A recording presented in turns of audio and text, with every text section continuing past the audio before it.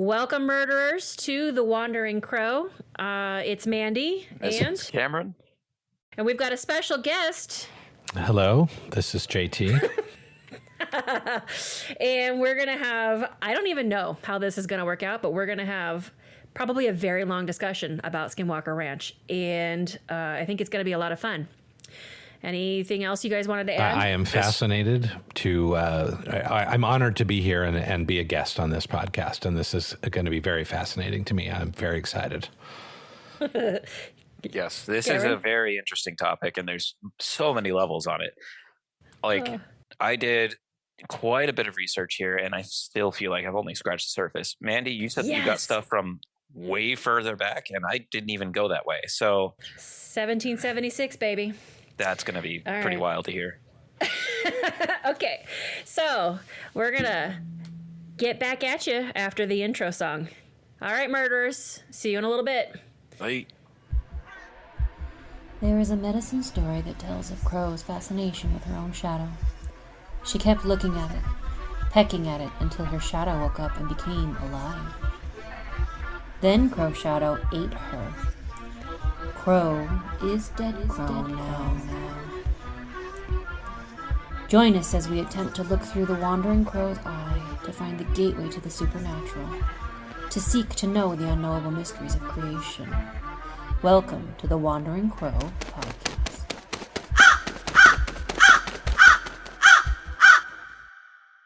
And welcome back.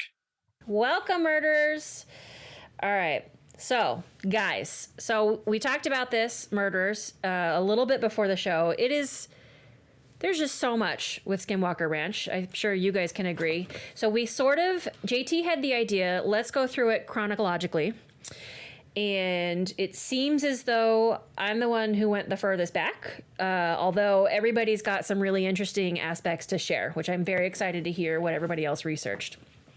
So first, we will go back to the very, very, very, very, very beginning, before Father Escalante, to the namesake of the ranch.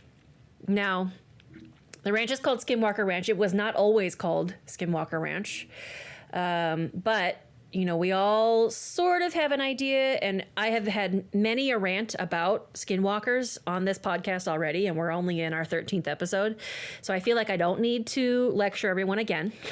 But a skinwalker is a localized, geographically centered phenomenon of a kind of witch, and it is a Navajo witch who has done some kind of evil in order to unlock certain medicine powers, the power to shapeshift and to be super fast. And I am not going to go into the full thing because we're not indigenous, and I feel like if anybody should tell the story at all, it should be an indigenous person. There is a gentleman from a YouTube channel called Sean Clen Shadow Productions. He actually does a lot of breaking down what skinwalkers are, and he does it excellently. And he has permission from his tribal elders to tell these stories. So I would like to make sure and direct everybody to his channel so that, it's his culture. He knows the stories because it's personal to him, and it's his culture. And so I'd like for all of our listeners to go to him and listen. But long story short, it is a human person who does something really, really evil, usually kills a family member in order to obtain these incredible powers of shape-shifting and sorcery, basically. And they are evil. These are evil creatures. So I would like to point out one thing that I've learned, that, What's that? The development of these creatures were because of a war between the Navajo and the Utes. Mm-hmm. And, this ranch is located in the Uintah Basin in Utah, which is where the Utes are from. So. Yeah, and the Utes have a lot of their own superstitions about skinwalkers. Correct. And they absolutely 100% believe skinwalkers still walk that land. And I think one important aspect of the Skinwalker, in addition to the fact that what they specifically were brought about because of this war, is that the Skinwalker derives its powers from 4 different mountain ranges. And part of the purpose of being a Skinwalker was to make it possible for them to do the ceremonies that had to be done at these different mountains within the time frame that was required. It was a very short period of time, and a human person physically simply could not do it because the travel takes days in a human body. But with a Skinwalker body transformed in its magical form into an animal, it could make the journey and do the ceremonies.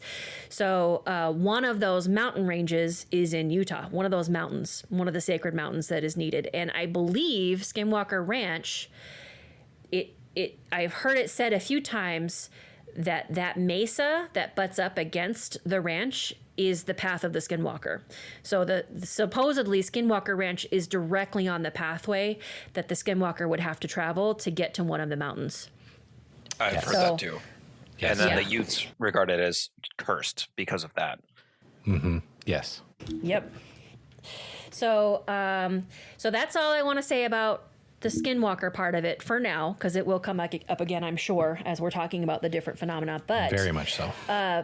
Oh my gosh, it's so cool. So one of the things that I researched was this gentleman named, hold on, I have his name, Frank Salisbury. He was actually a school teacher and a scientist, I don't know, who lived in Utah at the time. And he heard a story about this cigar-shaped craft that was witnessed by 30 high school kids and their teacher.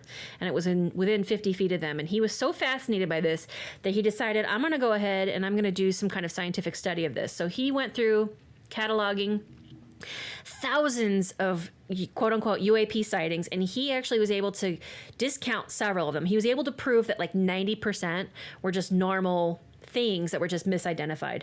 But there were a very small number of them that he was unable to debunk, basically. And so he wrote a book about that, and it was called The Utah UFO Display, and he wrote that in 1974. Well, in it, Mr. Salisbury quotes that in 1776, Father Escalante, who was a Catholic priest, actually had an encounter with a UAP that they call the El Rey encounter.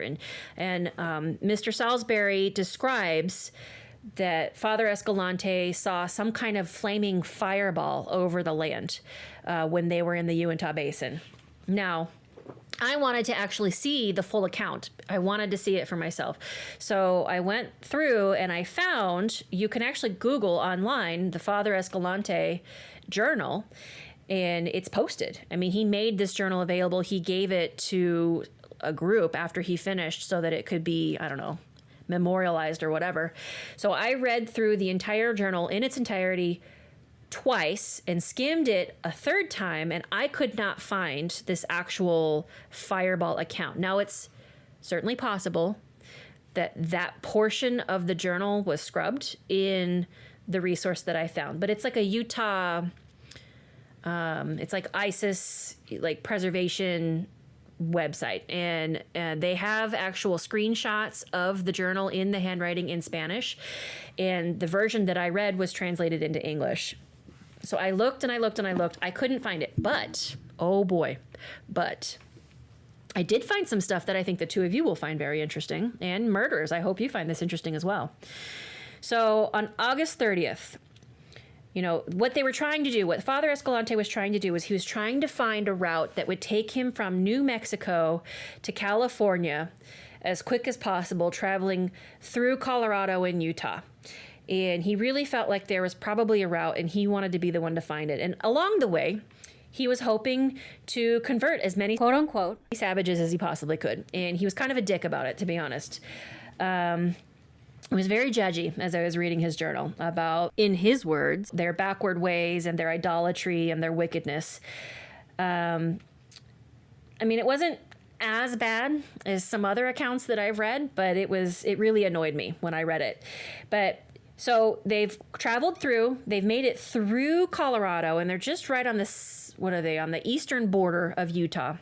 And Father Escalante and his party, a bunch of other Spaniards, have met up with some Sabwagana and Laguna Indians. And at this time, they're just about getting ready to enter the Uintah Basin. And they're talking to these guys and trying to convert them and talk to them about morality. And the Indians are like, no, you have to turn around. It's too dangerous. You have to turn around. And Father Escalante is like, nope, I've got the power of God. God's going to protect me. I'm good. It doesn't matter. I'm good. And they're like, no, no, no, no, no. This is Comanche land. The Comanches are very dangerous. They're brutal. They have no mercy. They will kill you. And Father Escalante is like, nope, God's going to protect me. I'm good. And it goes back and forth for a long time, even to the point of the Laguna Indian saying, okay, if you do this, fine, write a letter to your higher ups and make sure it gets sent to New Mexico that you're choosing to do this against our advice. Because basically they didn't want to get blamed. They were so convinced that the Father Escalante's party was going to die from whatever they encountered. They're like, you need to send a letter that basically removes blame from us. Wow. Yeah, And we don't want to be the last ones to be aware of your whereabouts. Who've seen you. Yeah, we don't want to catch the blame for your inevitable death. That's how serious the Laguna Indians were. Like, whatever, if you want to go, we can't stop you, but for the love of God, make sure you tell your higher-ups that we told you not to go. You could leave your last will and testament to your family as well. Just take care of all your loose ends, sir. Like, that's how serious they were. Like, that's how serious they were about the quote-unquote Comanches. Now, here's what I want you guys to know. I can't definitively say that what I'm about to say was the truth of the matter. But as of the 1800s and the 1900s, the Comanche were not in Utah. Now, this was in 1776, so we're talking about 25 years. It's possible that there was a band of wandering Comanches in the area who they had gone to war with a few times. But from what I can see from the tribal maps that I've been able to dig up on, the Google webs, there were no Comanche in this area. So my question is, were they really afraid of Comanche, or were the Comanches a convenient excuse? Because at this time, these are Spaniards, these are foreigners. They're not telling them about we're not talking to people about skinwalkers at this time. Well, and the Comanches were probably just a well-known threat that they could convey. It was easy. Yeah. Yes, because the Comanche were very well known in New Mexico at that time. Well, JT, I thought that's very interesting to me because, looking at some of the history that I've seen, like the treaty between the Utes and the Navajos wasn't broken until 1789. And they didn't really start going to war until about 1860. And then in 1880, the Utes actually joined the U.S. troops in a campaign against the Navajos, which is when apparently the Skinwalker curse was created. Started. Interesting. Okay, because I've got more. So they're saying it's the Comanche, and they're saying, the Comanche are going to kill you. You got to get out of there.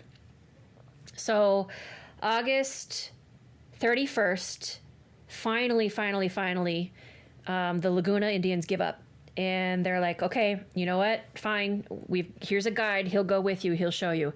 That guide actually incorrectly had them wandering around in the desert of Colorado and Utah for 8 days, taking them around this really winding circuitous route to try to keep them out of the Uintah Basin. And it wasn't until September 6th, so we're talking about 7 days or so, that they finally figure out what this guy's been doing.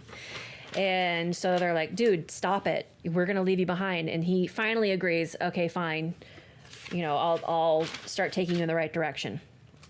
So by September 13th and the 14th, they arrive in the Uintah Basin region, and they start having trouble with their compass.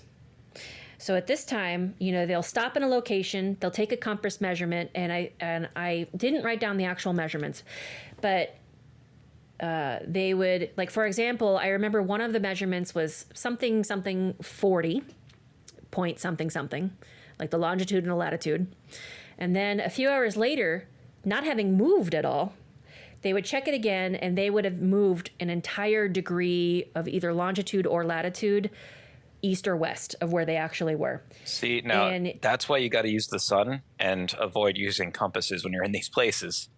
Well, that seems like a reoccurring problem, like the fucking Bermuda Triangle, for instance. Right. So like, right. this is kind of one of those. I've heard of that too. So right. So this goes on for a few days. JT, were you going to say something? yeah, this is very interesting. So we need to remember this for later in the podcast because there's some more interesting things that happen to modern instruments. Excellent. Yeah, so 13th and 14th, they start having trouble with the compass. So 1 hour, they'll check it. It'll say that they're in one location.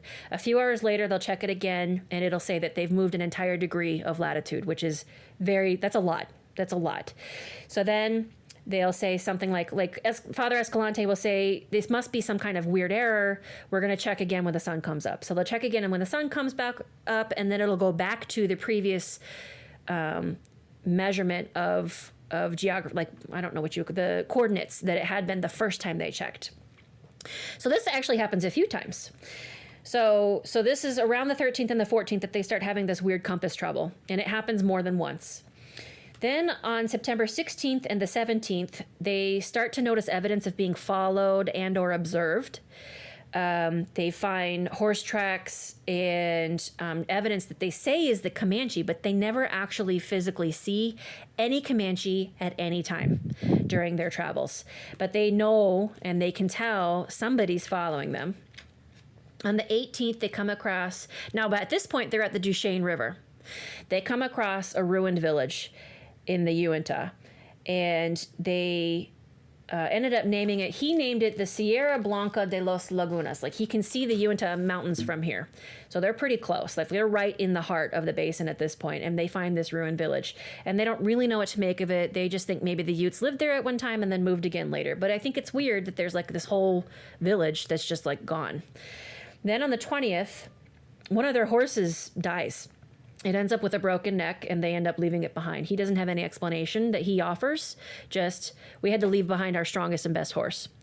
Which is weird, because that kind of matches we need to remember that. Some cattle mutilations follows a similar pattern. So it's the strongest and the best. Then, on September 21st, they end up in Strawberry Valley. And they were told that the Laguna Indians had lived there at one time, but then ended up moving away for fear of the Comanches, quote unquote. On that same day, their guide he starts just inexplicably traveling so fast, they have trouble catching up with him. So this Laguna Indian guide who was taking them through the territory, once they reach Strawberry Valley, he is booking it. He's moving so fast that they have a hard time finding him through the forest and the trees and whatever kind of area that they're in. And they have to tell him many times, dude, you got to slow down. Dude, you got to slow down. And he's like, nope, this is how fast we are. He's like, we got to get out of here. And he is so freaked out. It is like he is racing. Like, he double times the pace that they've been taking, and they're like annoyed with him. Like, you got to stop, man. Then on September 22nd, the guide, in the middle of the night, so at 2 a.m., he wakes up and he starts babbling. This is the weirdest journal entry. The Father Escalante says that their guide stands up and starts talking about how good they are. These are good people. They don't mean any harm. We're not doing anything to hurt anybody. They believe in God. They're trying to do good works. Like, he goes on and on and on about how good they are.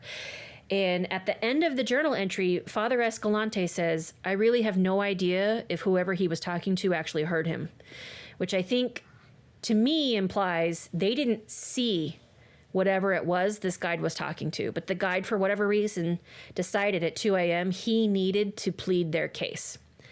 It sounds like he respected the effort. Like, he was hoping that whoever he was talking to did hear him. Yes. So at that point, it kind of conveys that he was worried too. He absolutely believed someone or something was there and was hearing him. And maybe not, but he was hoping that it did. Yeah, he was hoping. He believed that something was there, is what it tells me. He absolutely was in terrible fear for this period of days. And then after that, once they kind of clear out of the Uintah area, it kind of settles down again and things are fine. So that is, but I never, like I said, Mr. Salisbury quotes, and he says Father Escalante had a UAP event and he witnessed something. In the journal that I went through, I did not find that. Doesn't necessarily mean it didn't happen. It could be that the journal that I was looking at was scrubbed for some reason. I don't know why it would be. But these are accounts that I picked out of the journal entries. And once they clear this area, there's no more weird stuff. It's all pretty normal. I can tell that they didn't seem to plan very well. After they reached a certain point of their journey, the mountains were too impassable and the winter was too bad. They had no supplies. They had started eating their horses at this point. They were running out of horses. And they finally decided, we there's no way we can pass these mountains. We have to turn back. And they eventually turn back around. And then they meet some Navajos on the way and some other stuff goes on, and then they make it back home. So that's my 1776 account from Father Escalante. Okay. Okay, guys, so I just laid all this out on you. Compass trouble. The guide is super freaked out, going crazy fast, tries to take him around, and then he's talking to nobody that's there. So, what do you guys think? Any thoughts so far? I have. Well, he's clearly trying to plead with the spirits of the land to give them safe passage, but normally, you come across like a devout Christian, they see this as like more savagery, as he put it. Yeah. But he seemed to actually like believe it. He was afraid enough of what was going on to where he's like, yes, please. I hope this thing actually hears him. Well, I want to throw an interesting perspective behind that as, someone who's just kind of left Christianity and started studying a little more of, the Native American traditions, the spirit guides, the spirit things like I feel like I've been, my ears have been closed to what's out there. And, since doing a couple of journeys and different things and having some experiences, I feel like my ears are more open and I can hear more of what's happening around me, but not really. I mean, it's not really hearing, it's more impressions. I can feel more of what's happening around me. So what that guy might have been doing is feeling what's around him and speaking to what he's feeling. Does that make sense? It does to me. Cameron? Yeah, that makes sense. Okay. Yeah, I mean, definitely. I mean, I guess and I'm, I guess, a little bit biased. I think that I agree with you, actually. I think he could either feel or see that something dangerous was there. Mm-hmm. And he felt like it was really important to plead their case because he believed that they were in danger. And he was trying to not die. You know what's funny about all of this is it keeps reminding me of the Surprise Mountain range. Oh, right. Superstition, you mean? Yeah, Superstition Mountains. Because I had that same thought. Like, there's things that come at night, and if you don't plea with them, you end up decapitated. Mm-hmm. It's kind of the same. It keeps reminding me of that. I don't know if it's the same type of thing, but I get the same vibes from here and the stories that you're telling now to that. You just wait, brother. Did you guys talk about like the superstitions and the mini Apaches that are rumored to be out there that are causing a lot of this stuff in the superstitions? No? No, not that part of it. We did talk about the superstition mountain range briefly in our Haunted Arizona, I think it was. Okay. Yeah, but very not the briefly. Apache connection. Yeah, we didn't really deep dive in it. Tell me what you want to dive into that a little bit? I just remember hearing something or reading something as I was doing some research about these rumored like little people that are running around the Superstition Mountains, and they're like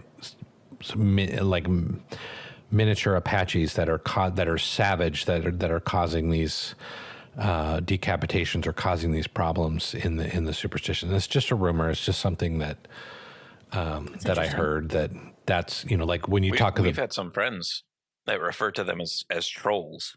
Basically. Okay, yeah, similar. Like when you talk about the Black Hand, that's that's where the Black Hand is coming from. You're being followed by these savage little people, and you have to be careful, or you're going to end up decapitated or dead or whatever. Yeah. I don't know. I remember one of our friends, she is half White River Apache, and when we were growing up, and she had told Cameron quite a few. She never talked to me about it, but she had told Cameron as much as she could anyway, about the trolls and they're like little creatures that were very dangerous. And we've talked about that a couple times, I think, in earlier episodes. Again, just sort of briefly, but yeah. Yeah. That'd be interesting to get back into and talk about that some more. But for now, I want to come back to your point, Cameron. I had that same thought. Like every time I was reading and I had that, man, I kind of wish I could go there and check this out and get a feel for it. I thought, well, but why? The superstitions are literally right there. Like every time I was like, it's kind of the same thing, really, except maybe on a smaller scale or not as widely publicized scale. Here's what we do. We buy some land in the Superstition Mountains and we start ranching there. There you go. Let's see what happens. And then we sell it to some paranormal investigators.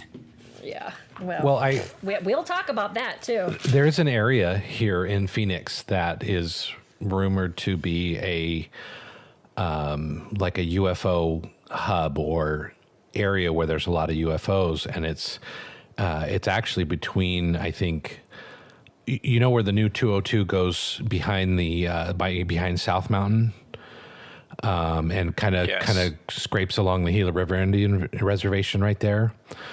I believe that area is an area where the Gila River, that's where the 14-year-olds would go and do their vision quests. And there's hieroglyphics up there that are similar to the other hieroglyphics that are around of UFOs, of creatures, of things like that. And I watched a documentary once about the Phoenix Lights, where these people that live kind of on the... they live in I guess you would call it the Beardsley area of Phoenix, kind of up on the mountain where they look directly south at those mountains, at the white tanks down there and that corridor, and they see those similar Phoenix lights all the time.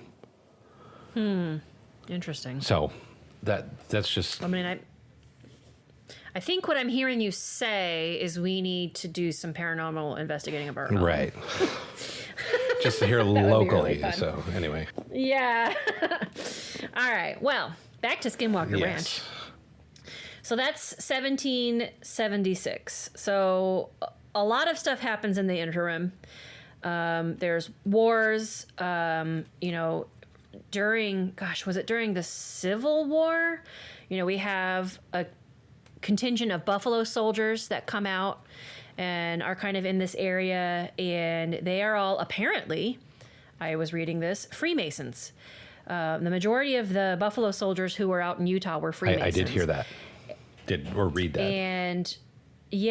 And so we've got the Buffalo Soldiers, who a lot of them end up buried and kind of set roots down kind of in that area. Buffalo Soldiers, and they've kind of got that occult Freemasonry stuff going on. So there's a little bit of that woo. And then I know that there is an area of land that ends up getting dammed and filled to create kind of a reservoir somewhere in the area of the Duchesne River, and kind of changes like the topography of the local area a little bit. And not to get into that too deep, but that was said to some stories point to that as having upset some of the spirits, is creating these massive sweeping changes, and that some buildings were built on top of the burial grounds of not just the natives, but also some of the Buffalo Soldiers. And there's all of these instances where disrespect has happened, basically, to ancestors, to the land, to spirits that might be there who maybe had power in life. And some of that's pointed to as kind of creating or lending to some of the supernatural stuff that goes on. Well, then in 1934, Kenneth and Edith Myers purchased the ranch, and they owned it until 1994. But somewhere in their ownership of it. It sounds like at least a decade before 1994, they left the ranch. They abandoned it. And I don't know why. But I want to point out that one of the biggest points that people who try to debunk Skinwalker Ranch point to is that while Kenneth and Edith Myers owned it, for that 60-year period, nothing happened. The Myers family denies that anything supernatural ever happened while they lived there. But all around them, other stuff is going on. This, in 1974, Frank Salisbury writes his book about the UFOs in Utah. Strawberry Ranch is having stuff. That's a neighboring ranch nearby the Myers land where Skinwalker Ranch is. There's stuff going on there. There's stuff going on in the Uintah Mountains. All of this stuff all around Skinwalker Ranch is happening during this time frame. But while the Myers own it, the ranch itself is mysteriously silent. And, No, I hit my mic. Oh, okay. So my question is, I have a few questions.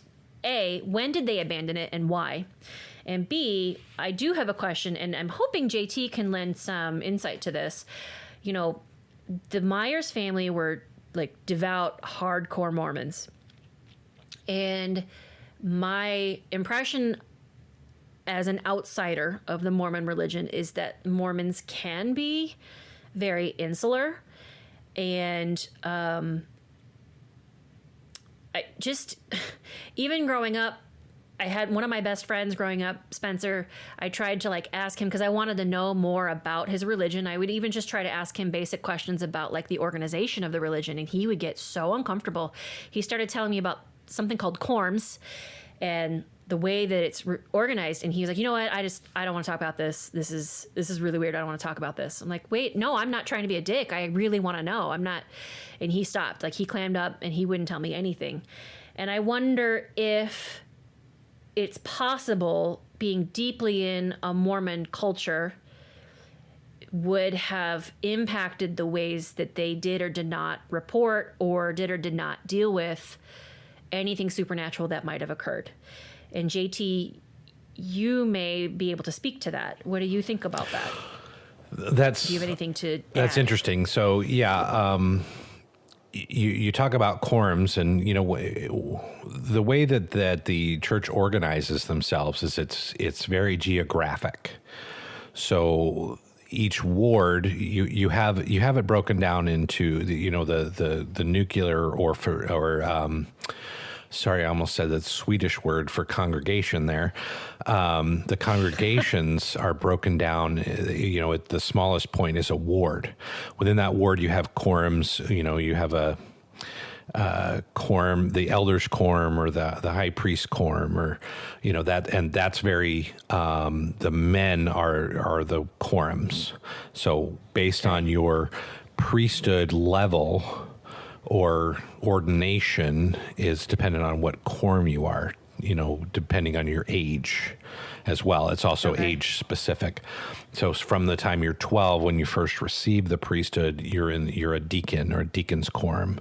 And then when you turn 14, you go up to the teacher's quorum, and you're actually ordained into that quote unquote office of a teacher, and you have certain responsibilities within the ward at that level. And so that goes up. When you're 16, you become a priest. And then when you're 18, you can then receive the Melchizedek priesthood, which is the higher priesthood.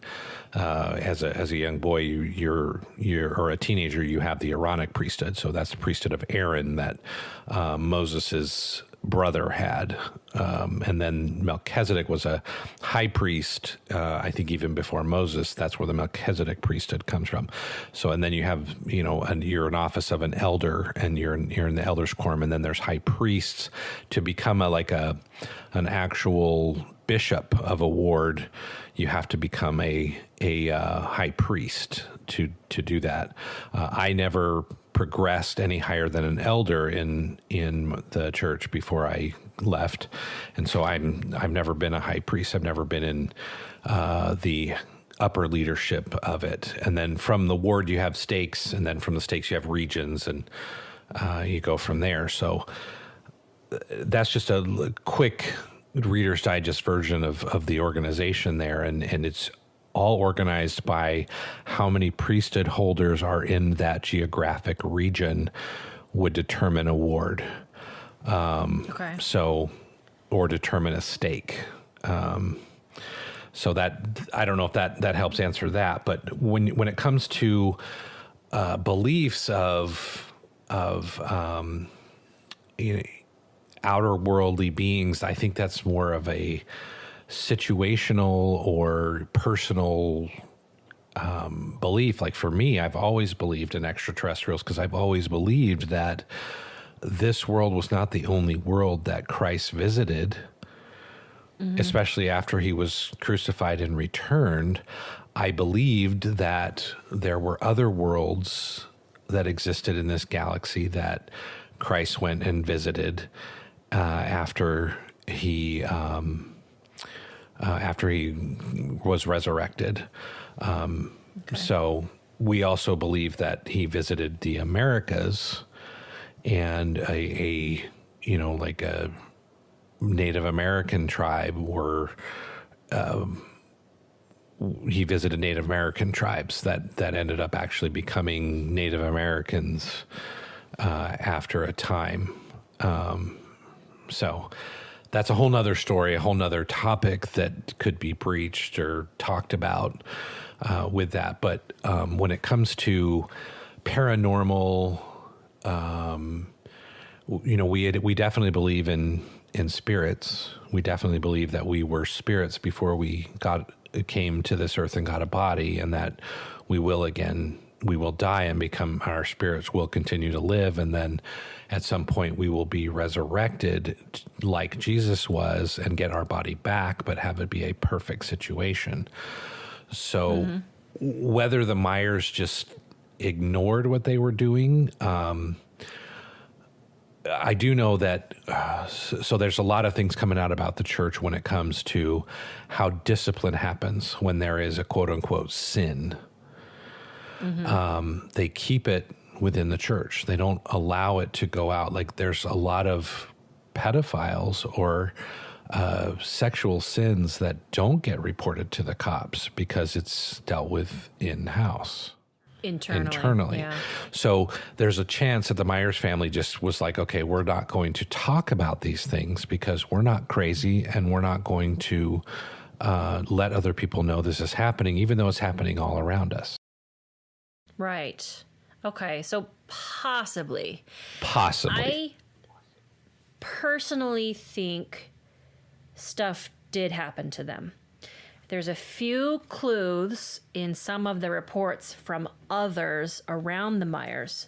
So when the Sherman family moves in at the Central Homestead, I think it's called Number 2 Homestead, that had been abandoned. Again, they abandoned it for at least a decade, maybe more. But when they went to the old homestead, and they were kind of poking around and looking at it, one of the things that the Sherman family noticed was that there were multiple heavy-duty deadbolts, both on the inside and on the outside of every door on the house.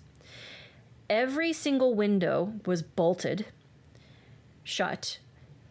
And on either side, so on the north end and the south end of the house, there were large, heavy-duty steel rings attached to the house, like drilled and bolted into the house, which had these big guard dog chains attached to them. So it sounds like at night they would actually have dogs tied up to either end of the house. Now you tell me, does a person who feels secure and safe in their homestead do all of that? Like, that to me sounds like incredible overkill. My favorite part too is they tried to explain those chains. They said they had one 3-legged dog, and that's why they had the chains out there. That's how they tried to explain that. Why would the chains help a 3-legged dog? They were chaining up the dog, but they said that they had a single 3-legged dog. Oh, instead of 2 3-legged dogs. I see. Well, no, instead of 2 dogs. Like, they're trying to say that they didn't have a guard dog. No, they had a single 3-legged dog. I think they were lying. Yeah. But that was what would the there second too. chain be for? And why the deadbolts both inside and outside of the house? Why? Something you didn't put there too is that the report that I read was that there was metal bars on the windows. Okay. So not only that, but there was metal bars to keep things from breaking through the window. Interesting. That's a lot. Like, that is a lot. Especially for the time, we're talking about a time of living when people left their keys in their cars. Right. You know, like this is a time when there was a lot of general trust between people. You know, like I find that to be very interesting, and I vaguely recall not one but two stories of cattle kind of going missing. So there was one occurrence that happened when the Shermans moved in between 94 and 96, and we'll talk about that later. But there was another occurrence that actually the sheriff deputy is the one who talks about this. He came onto the Myers Ranch. This was sometime in the 70s, and he was fairly new. And they were missing some cattle. Like, they had they couldn't figure out where the cattle was. And the deputy, I think, was just visiting. It wasn't like they had called the police. He just kind of came up and he was shooting the shit with the neighbors. And then they realized that these cattle were missing. So they're looking around and they can't find him. And finally they decide to open up one of the barns. And it's a small barn. It's not like a big, giant farm style barn. It's fairly small. They open it up and the cattle are like stacked on top of each other. And they weren't sure if the cattle were alive or dead at the time. And they started moving around and making some noise, and all of a sudden the cattle kind of came out of it, and there was this big ruckus, and some of them got injured as they got off of each other and eventually came out of the barn. I read that in Hunt for the Skinwalker, I believe, or I maybe saw it on the documentary. I don't remember exactly which one, but it was the same sort of thing, same title. So somebody in the 70s is saying this occurred while the Myers owned the ranch, but the Myers claim nothing ever happened. So, you know, who's telling the truth? Why would the Myers put down in the contract that you can't dig on the property without contacting us? Yes. Thank you. So then let's move on. So then 94, 96, Terry and Gwen Sherman purchased the ranch from the Myers, who by this time haven't lived there for at least a decade. And in the contract, no digging without prior notice. That's a good question. Why would they care? They haven't even lived there for 10 years. If nothing happened to them, why would they have such a contract in there? Well, because that's the rule at Skinwalker Ranch. You do not dig. Well, yeah, but why? If you didn't experience anything, why would that be something that you care Well, about? because yeah, when you dig, somebody gets hurt. Yes, but that implies that they something did happened. experience something. Mm-hmm. And they knew that. The Myers knew that rule. I just don't think they talked about it. There's another story, too, of a neighbor that their family has tons of stories, but their family doesn't talk about them. Oh, really? And I only know the neighbor's first name is Dean, and he tells a story. This is like the first time there's a story in the Deseret News. There was a reporter, Zach Van Eyck, and this is from October of 1996, that contacted this dean, and the dean asked him not to use his real name, even though he did. And it's a story of a pregnant cow that was, I believe, in the process of delivering the calf, and it disappeared completely. No. Wow. Just disappeared. Ooh, that gave me chills. And this was not on the ranch, but it was next to the ranch, like really close to Skinwalker Ranch, but it was on their own property. And so they don't know what happened. I guess his uncle is Grant Betts. And this is in 95, 96, where Dude. they saw a UAP, and then this pregnant cow that was delivering a calf disappeared. Dude. Oh my gosh. So okay. Backing up just a little teeny tiny bit. I wanted to talk about this a little bit. So, dear murderers, in case you don't already know, the kinds of activity that are said to occur on Skinwalker Ranch run the gamut. And I think it's Mr. Knapp. I think it's George Knapp who says it's like a Rorschach test. And you know the Rorschach test, that's where you've got like an ink blot and it's in this weird shape. And then you're supposed to show it to a person and whatever they see tells you about their personality, right? Like it's this old psychiatrist thing that people used to do. So he describes the ranch as this way. He says, if you show up and you think you're going to see an alien, you see an alien. If you think you're going to see Bigfoot, you see Bigfoot. If you think you're going to see a Skinwalker, that's what you end up seeing. So, and it's true. There is people who are experiencing UAPs, which is what we now call UFOs. People have said that they see Bigfoot, Skinwalkers. There's very well documented cattle mutilations. There's trickster and poltergeist phenomenon that goes on all over the ranch. There's, I added this in, there are people missing all over the Uintah Basin under mysterious circumstances. There's portals, and that was documented while Robert Bigelow owned the ranch. They actually saw a portal open up. And then there's this thing called the hitchhiker effect. And Cameron, I think you told me about the hitchhiker effect initially. Do you want to talk about what that is? Yeah, so let's see here. Let me go down to my notes on it. So. Okay. Well, there's one thing that I did find, and I was researching kind of Skinwalker stuff a little bit. I know that we're not really talking about that, but one of the forms that a Skinwalker can take is a crow. Oh, I did not know that. Yeah. So it can be like a wolf, coyote, fox, bear, owl, or crow. I've heard of deer too. So yeah, anyway, out of respect for that, I'm not going to talk more about that, but I just thought that was interesting that one of the forms that they can take is a crow, since this is the Wandering Crow podcast. So I like it. I know that one of the things I did read about was there's some thought, or where did I read it? There is in the Ute stories, Skinwalker and like the name for Bigfoot are sometimes used interchangeably. So there is some idea or a theory that the quote unquote Bigfoots that have been seen are possibly the Skinwalkers themselves in their animal pelts. yeah. Cameron, did you find the hitchhiker? Yes, here it is. Okay. Okay. So What's the hitchhiker effect? So it began when a friend of the Sherman family was visiting the ranch. During their visit, the individual experienced a series of strange occurrences, culminating in an unsettling event at their own home. So they went and they visited the Sherman Ranch. They spent the weekend there, and they were hoping to experience something firsthand, just to corroborate what their friend was seeing. During their stay, they saw a few different things. They saw the lights. They heard the noises. They even had, I think, some of the security cameras went down while they were there.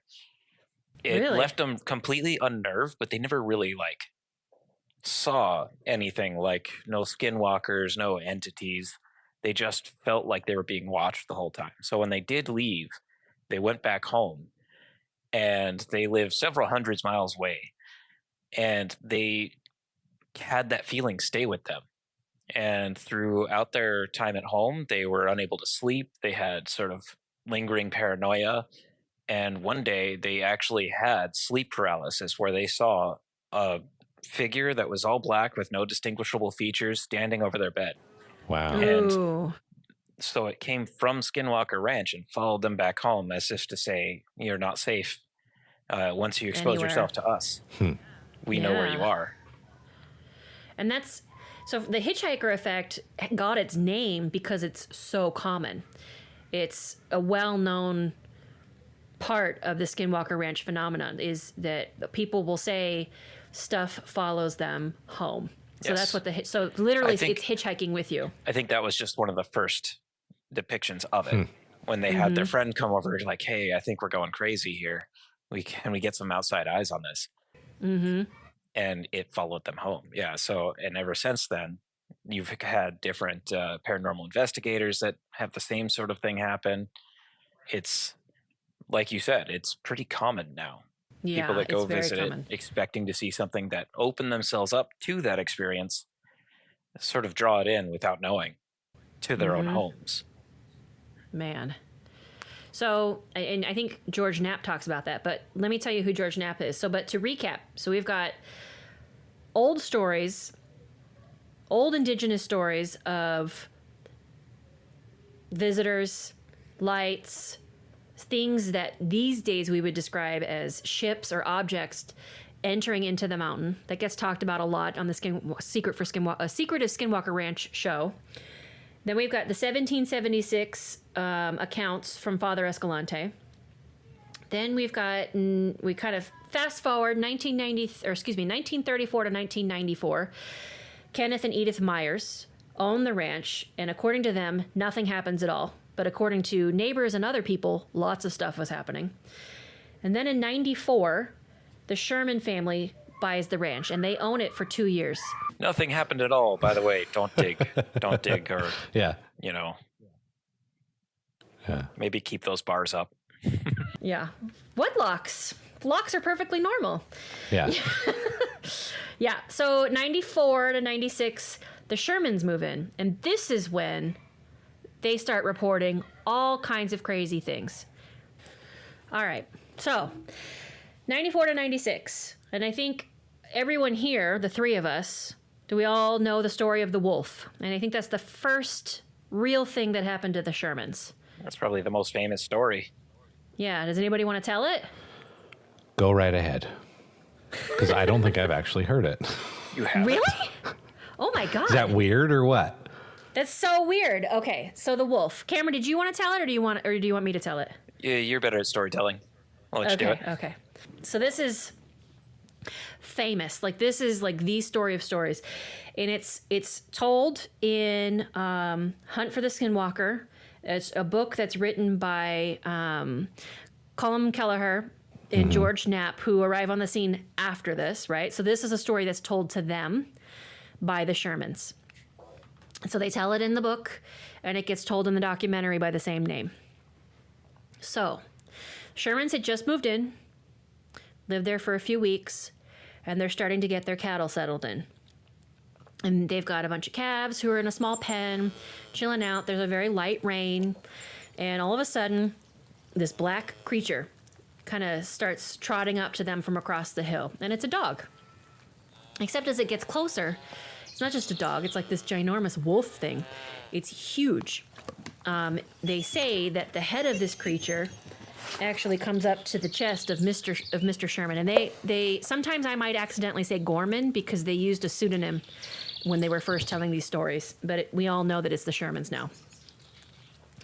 So this wolf trots up to them and starts investigating, and is actually quite friendly. It's very, very big, but seems pretty tame. They're able to pet it, stroke its fur, have all these interactions with it, and it seems like it's a pretty chill creature. So they're like, okay, cool. Then one of the calves, who is much more curious than the others, sticks its head between the bars of the corral. And the wolf trots up to it and smashes its jaws around this poor calf's head. So it's holding onto this calf, trying to pull it through these bars, and it's just being vicious.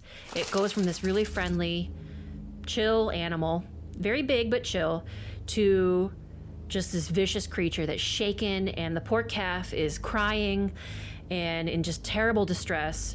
So Mr. Sherman asks his son, go grab the rifle, quick. So actually, first they start beating on it. They grab these real big, almost like the size of a baseball bat, branches and start beating the crap out of this wolf to get it to let go of this prized calf, and it won't. So then the son goes and grabs a rifle. They start shooting at it. They shoot at it 3 or 4 times, and it won't budge. It's not even recoiling. It's not acting like it's being hit at all. So then the son says, go get my 35-06. That's a gun, right? Mm-hmm. Yes. 30-06, yeah. 30-06. He says, go get the 30-06. So the son goes, and Mr. Sherman shoots at it some more. And again, the wolf is just not reacting at all. Finally, they get the 30-06, and he takes one big shot at it. He's not very far. He's within 10 to 30 feet of this thing. He shoots it right in the chest, and it finally has some recoil. And the way that he hits it, a piece of flesh flies off of this wolf. Finally, it kind of looks at them, it blinks, and then very nonchalantly turns around and starts just sort of trotting away. And they're really shaken. Everybody's freaked out. And Mr. Sherman says, no, we can't let a creature like this loose. It's going to be a menace to our animals. Let's go get it. So they chase after it, and this creature that's walking pretty slow and nonchalantly turns into one that they can't quite catch up to, but they can see the tracks pretty clearly. And they're chasing it, and they're chasing it, and they finally get to a stream, and they see the footprints of this wolf just sort of disappear into thin air. Like, it's there, and then it's gone. And they can't find it again. So they hunt for it for a while, they can't find it, and then they come back, and the piece of flesh that they had shot off of this animal is this old, like, leathery, it looks much, much older. It's not like fresh flesh that had come off the wolf. It's like this, it's like almost leather that had been processed. It's very, very old material. And that's the account of the wolf. Okay.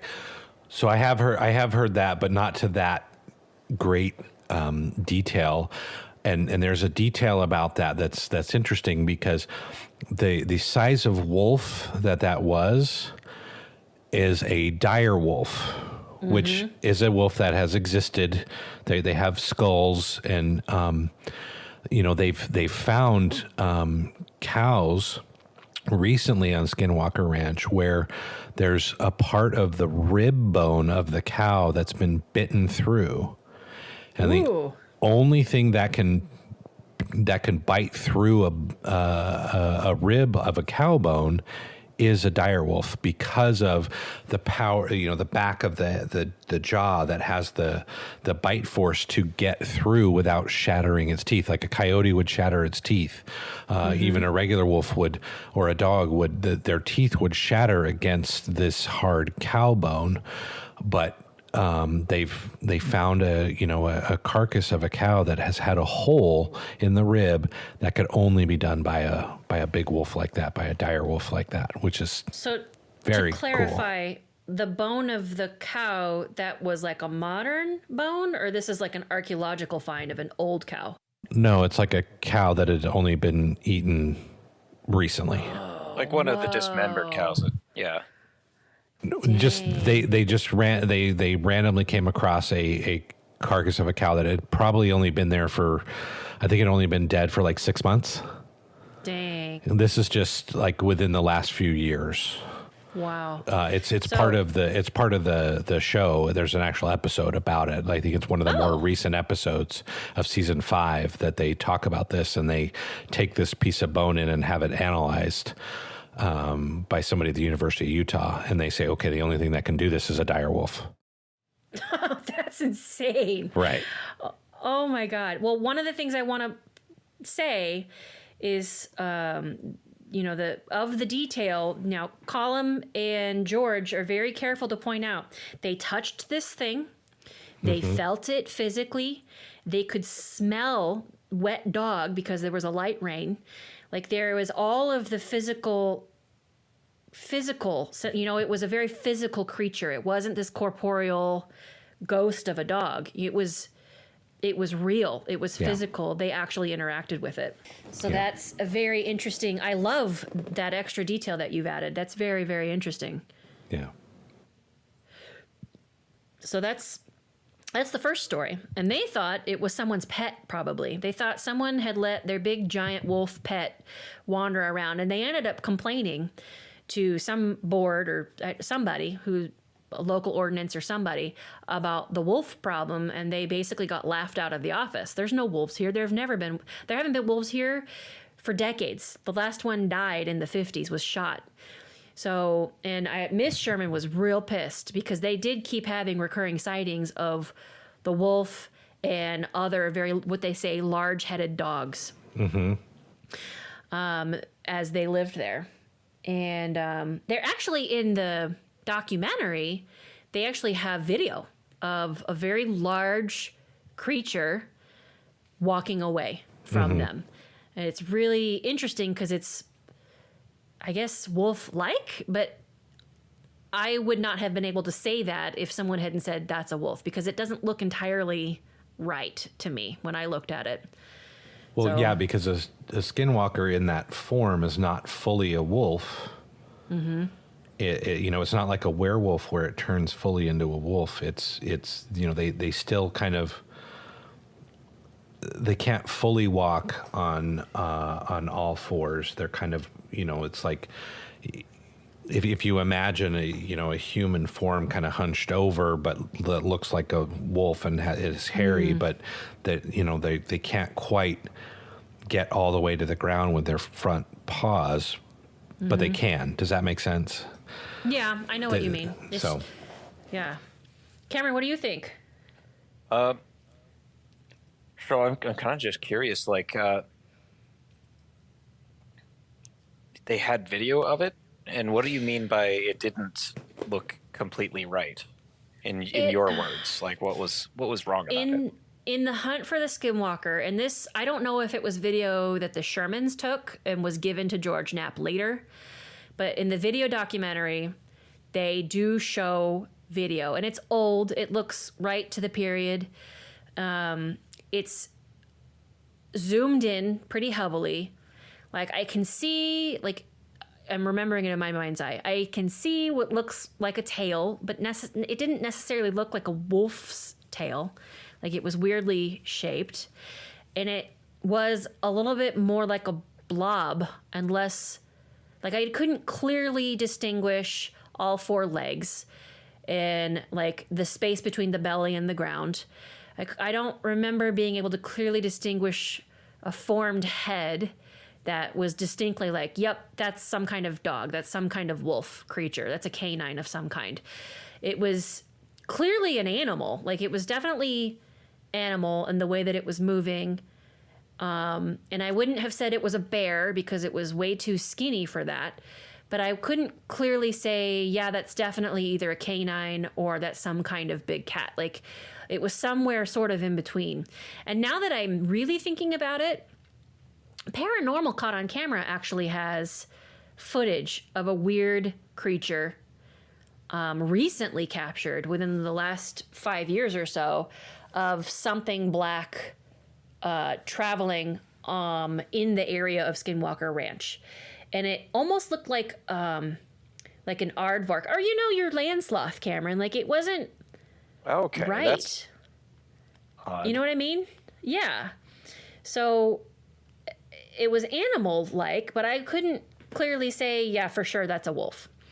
But it also was very old footage and had been very heavily zoomed in on, and, but so I don't know. I don't know if that answers your question. Yeah, a bit. I was trying to draw a mental image of what you meant by it was like a wolf, but it wasn't right. It And just that wasn't kind of right. draws it more to what LT was saying too. JT. Oh, sorry, JT. Sorry. yeah. Because it would be like, especially if you reminded you of what I was saying about the land sloth, then that's kind of more like a person just hunched over, trying to pretend to be a wolf. Trying to pretend to be a wolf, but it moved very smoothly if it was a person pretending to be a wolf. Mm-hmm. So I don't know. Mm-hmm. It's very interesting. So that's one of the first events that occurs. I think there's a lot of stuff that goes on.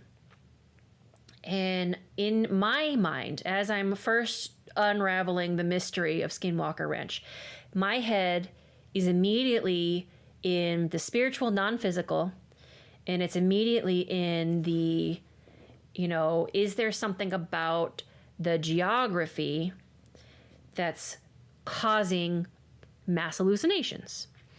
It is well known and well established that electrical boxes can throw off EMF, and that very high EMF readings can cause hallucinations, feelings of dread, the sensation of being watched. That's known. That's well documented. So in my head, I'm wondering, is there something about the land that is highly magnetized, that has this strong, strange electrical signal or these pulses that is creating hallucinations? But then when I hear stories about the wolf that actually caused injury and they had physical, They physically touched it, and they physically interacted with it. Multiple witnesses, and they had a piece of it left over that also was not right. That makes me feel like, okay, maybe it's not a hallucination. Like, okay, it kind of rules that part out. Could be column A, column B. Yeah, I mean, and there's other stuff that I think goes into my theory of the geography having something to do with it, and we can get into that later. But there's other stuff that goes on while the Shermans are there. So then we have, I think the next big thing is stuff going missing. The poltergeist. The geography, though. The geography part. There is actually, in the show, one of the few short snippets I've seen, which is more recently, like one of their newest episodes, they did find a large, like, kind of a metal dome under the ground of one of these mountains. And they pulled out, like, it was basically sheet metal, but it was mainly comprised of iron. Like processed iron. It looks, so I actually just watched that episode. It's tellurium and europium were the primary elements, and they are extremely rare. And they're used on the space shuttle as far as for the heat shield. For heat shield, really? And they also can serve as superconductors. I actually Google searched them because I wanted to know more about them. They are considered, technology critical elements. These are very, very rare on Earth to be found, and they are pivotal to a lot of our technology in creating like semiconductors, superconductors, storage, and the tellurium specifically ends up being used for like solar panels and stuff too. So it's even weirder than that it's iron. It's even weirder. Yeah, because on one side was one element, the other side was the other element. Correct. Really, it was so it was separated out like that. I didn't see that. And these were super thin pieces of metal. That they found. And they ended up taking it to someone at the University of Utah to like study it, a metallurgist, and he says, in my opinion, I think this is more likely to have been machined than to have occurred naturally. Right. At least on the show, he says that. Yeah. So yeah, there's definitely stuff. And we know, or maybe, I don't know, we don't all know, there is this other theory out there called stone tape theory. We know that in limestone heavy areas, there is a higher preponderance of, what do they call them? They're not intelligent hauntings, but they're basically like replays of events. So like residual hauntings. Residuals, that's right. Where there happens to be heavy deposits of limestone in the soil, we tend to have higher numbers of residual hauntings, quote unquote residual hauntings, which are basically just like a tape being played over and over again. They're not intelligent. It's just like a moment in time being shown like a hologram. We also know that rock is critical, like silicon, crystals, different elements like this tellurium and this europa are really important in like storing information and creating the technology that we all use to communicate to each other through the middle of the air. I mean, what is the quote? Any technology sufficiently advanced is indistinguishable from magic, right? So how do we know that the naturally occurring, highly rare metals and other crystalline deposits in this soil are not contributing to some of this phenomena purely by their very nature, purely because that's just how these metals react and interact? So for me, immediately that's where my head went. Immediately I thought maybe this is some kind of mass hallucination and we're reaffirming each other's stories because we're human and we talk to each other, especially if we're under the influence, we'll sync up our stories naturally, just because that's what humans do. And when we're talking about these UAPs and these other phenomena, how do we know that this is not just some kind of weird super luminescent sort of ground lightning, And I thought about that too when it comes to some of the impacts that we've seen on people. Like on the show, they talk about radiation burns on some of the staff. Some of the staff have blackouts. Some of the staff have had weird arrhythmias. One staff member ended up with this massive hematoma on his skull just out of nowhere. And that's when he started digging on the ranch. Yes, he started digging. How do we know that by disturbing the land, we're not creating some, like, there's not the potential of like this electric charge underneath the soil, and when you're messing around with it, it discharges, but we don't see it because it's on some other non-visible spectrum, and it's creating this phenomenon. Because I have wondered, why only one person at a time and not like everybody? Why is it not this massive dispersal where everybody's getting injured? Why is it just picking on one person? Well, maybe it's kind of like lightning.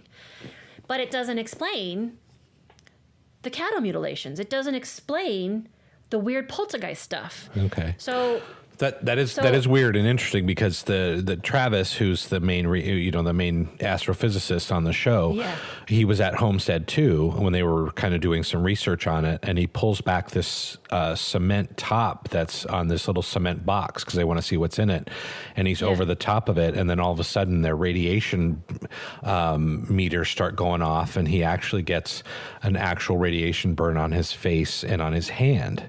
Yeah, I've seen the pictures of that. They talk about that a lot in the episode. And then they go back later, no radiation. So right. Which is weird. I don't even know if radiation can behave that way, but perhaps there's something there that's creating this buildup of energy. But like let me throw this other story in. So there's one of these episodes where they actually have a rabbi come to the ranch, and he starts praying, and they're at Homestead 2, and they actually have, infrared, so they can see all of the temperatures of the ranch. And as he's praying, they see in this one area where it starts to get really, really cold, like a portal's opening up.